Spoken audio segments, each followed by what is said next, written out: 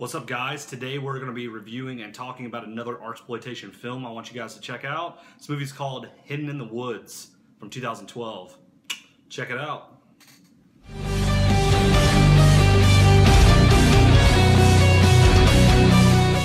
What's up, everyone? This is Kyle over here at the Horror File, coming back, doing another Artsploitation film review today. I'm actually really excited about reviewing this flick. I've actually watched this movie twice in the past week.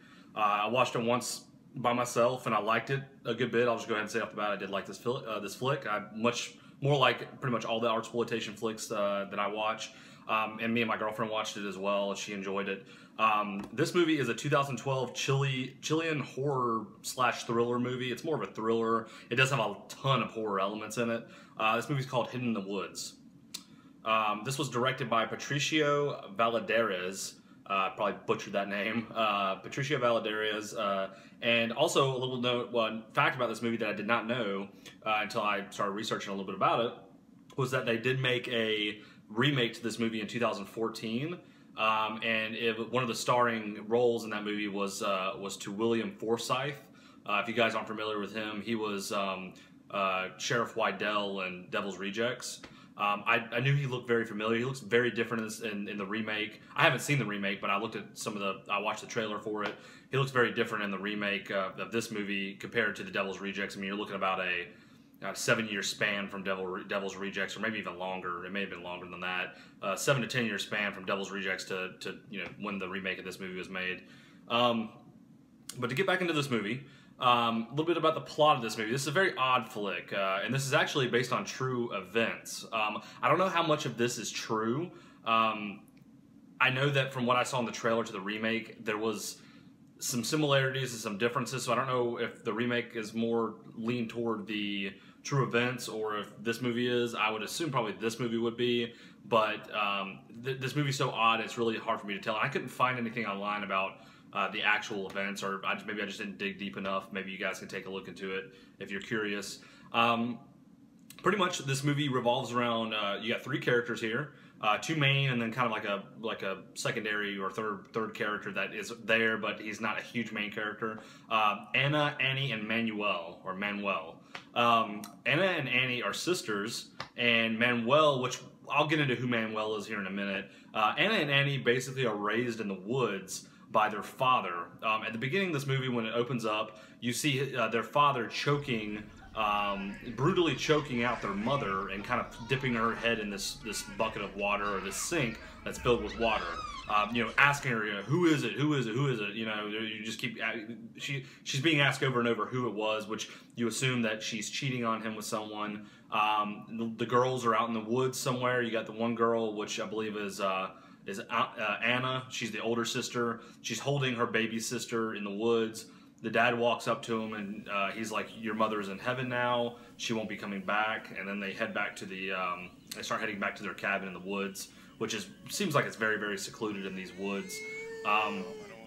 Then it kind of fast forward a couple of years later when they're both kind of grown, or a little bit more grown up, and they have an uncle, Uncle Costello, who comes over to their house while they're kind of playing out in the yard. They're brushing their hair, and the dad's on the porch. Uncle Costello's apparently asking him for drugs that their dad is holding onto for him, and he goes and retrieves some drugs and gives it to Uncle Costello. Uncle Costello, who you could tell he's going to be kind of a bad guy in this movie. He rides away, in this truck with all of his squad or goons, whatever you want to call them, that work for him.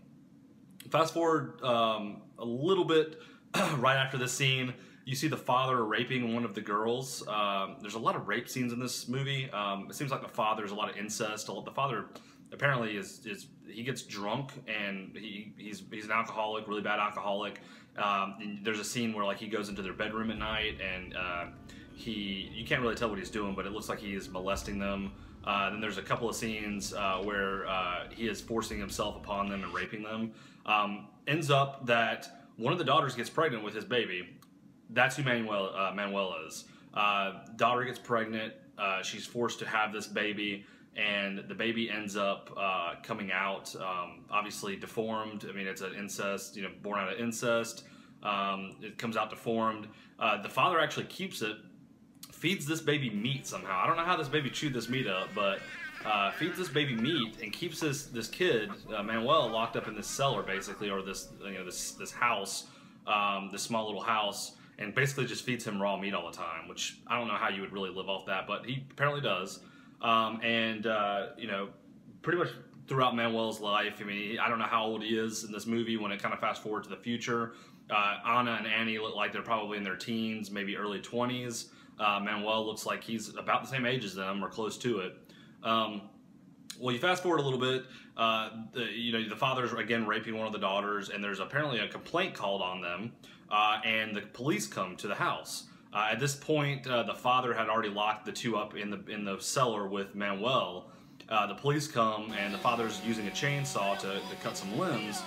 He turns around, they ask him to put down the chainsaw, and he starts like killing these cops with this chainsaw. Somehow the cops only hit him once with a bullet, which kind of far-fetched a little bit for me to think, but apparently there's a man cop and a woman cop. The man cop gets chopped up first, the woman cop gets chopped up second, and that's pretty much the first 15 minutes of the movie, 15-20 minutes of the movie, maybe a little bit longer, but that's the first little part of the movie. Then it fast forward a little bit, the girls run away with Manuel to the woods. The father ends up having to call Uncle Costello and saying, hey, I messed up, what do I do here? Costello is like, just go to this train station, we'll give you some money to get away. The father goes to the train station, he's drunk, and he's kind of out of it because he got shot in the arm, and he ends up shooting a pedestrian in the head. So he ends up going to jail, finally. The father, after all this stuff, goes to jail, and the sisters actually flee to a cabin that was owned by another cabin that was owned by their father within a couple of towns over. I'm gonna leave it at that. There's a lot of more stuff that happens, a lot of crazy stuff in this movie. This movie's out there. It's wild. It's hard to believe when you're watching this movie that it is based on true events, because it is. My thoughts on the movie. There is a lot of cannibalism in this movie.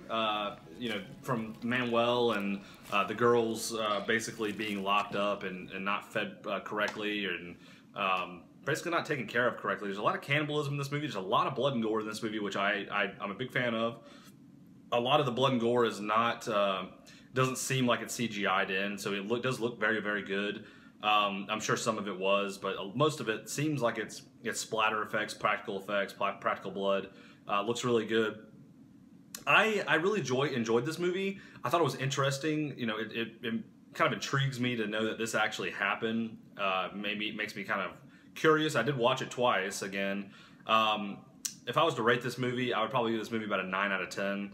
I really do feel like that this movie was definitely well made, and obviously a lot of people did like it because it did spawn a remake, a US remake, which may not mean much, but I feel like enough people probably like this movie to spawn a remake, which I'm gonna have to check out the remake and see how it is. From the trailer, it didn't really make me want to watch it, but I'll probably end up watching it anyway. So yeah, Hidden in the Woods. Artsploitation released this. You can go to Artsploitation, I think it's artsploitationfilms.com, or it's just artsploitation.com, or you can find them on Facebook at facebook.com/artsploitation. And pick this up. It's probably about $10 on their website. It's definitely worth the pickup. Highly recommend picking this up if you are into really odd, out there movies. This is definitely going to be the one for you. Like I said, I give it a 9 out of 10. The bonus features on here. It's got a little booklet. It comes with an 8-page booklet on the inside. It's got a behind-the-scenes featurette and an interview with the director. I watched some of the behind-the-scenes. I thought it was pretty cool to see Manuel. In the movie, he's really jacked up. You can't really understand what he's doing. And behind the scenes, it's really cool because his character obviously is a regular guy. So I thought it was pretty neat. But check out Hidden in the Woods, guys. Artsploitation released it. Recommend it. Let me know what you guys think. If you've seen it already, let me know. Something I will say before I leave, one of the media quotes for this movie, which I highly agree with, if it makes any difference to you guys about getting the movie, was, "This flick is odd, dirty, and punches hard." That perfectly describes this movie. It's very odd, super dirty, like it's just super, super dirty. There's sleazeballs in it. There's a lot of sleazy stuff going on. There's cannibalism. There's a lot of blood, and it punches hard. It kind of makes you think. You're like, wow, this is crazy. So wanted to say that. But yeah, check it out. Like, subscribe this video, subscribe to my page. Let me know what you guys think. And until next time, peace. See ya.